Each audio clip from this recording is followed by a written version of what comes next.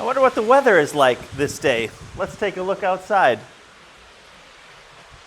Well, could you guess it? Rain. If you've been around Sioux Falls this spring, this last week, rain is not a surprise. And if you're a planning person, you might think, well, maybe I should get a boat. Well, let's step over here. If you're thinking boats, well, this is your week for the gospel because the disciples joined Jesus in the boat.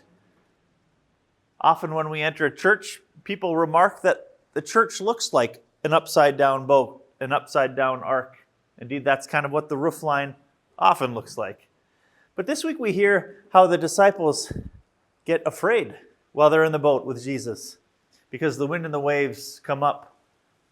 Jesus, however, has a word. Though he's sleeping at first, not afraid, the disciples wake him up and say, "Help us."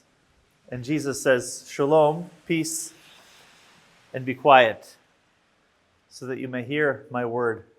And indeed, this is what Jesus does for us now, too.